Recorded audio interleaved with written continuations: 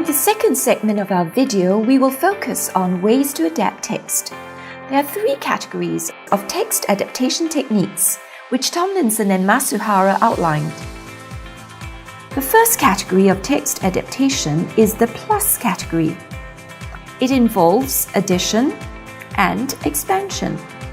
We can make a text far more comprehensible for our students if we add to the text by elaborating on unfamiliar words. Here is an example.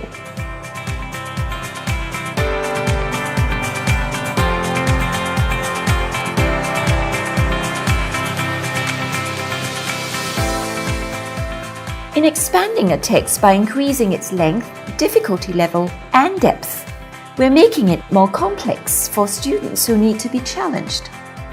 Here is an example.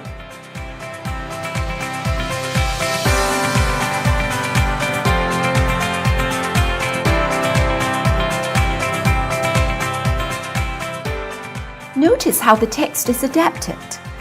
The sentences contain more challenging vocabulary and the structures are more varied, giving the text more depth.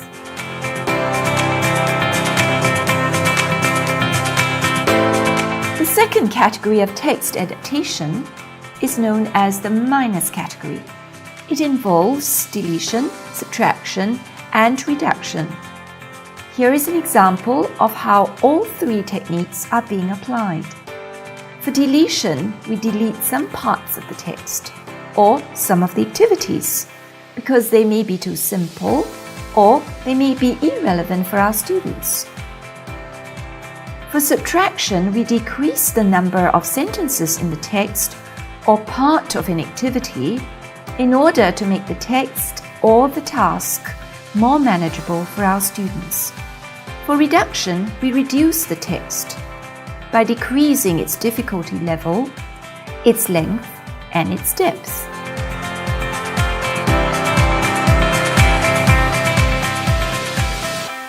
The third category of text adaptation technique is the zero category, according to Tomlinson and Masuhara. The zero category involves techniques such as modification, replacement, reorganization, resequencing, and conversion. We will focus on looking more closely at the technique of modification. Here is an example.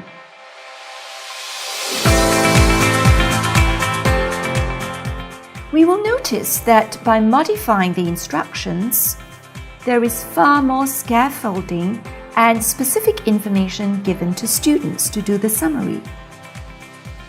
For the technique of conversion, we can convert a content from one medium to another to make the text more accessible to students.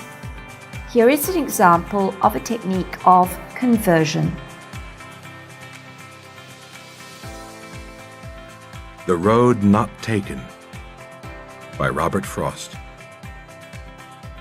Two roads diverged in a yellow wood, and sorry I could not travel both, and be one traveler. Long I stood, and looked down one as far as I could, to where it bent. In addition to viewing the text, in this case a poem, giving students the opportunity to listen to the poem allows them to better appreciate and identify with the poet's emotions. Here is an example of text adaptation using the techniques of resequencing and addition. To more effectively scaffold student learning, the techniques of addition and resequencing are applied. A pre-reading activity is added to activate students' prior knowledge and schema.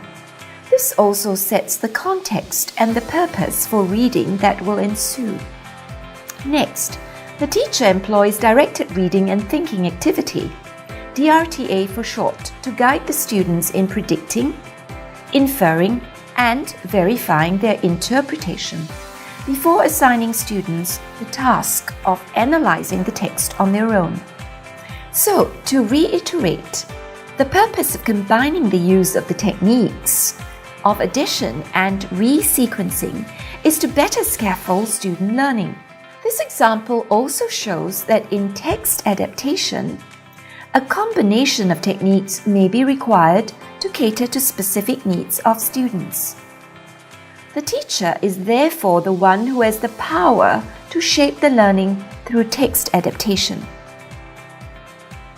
To adapt text effectively, let us make use of the techniques in the plus, minus, and zero categories. Adapting text becomes easier with practice. So let us all begin by applying these techniques.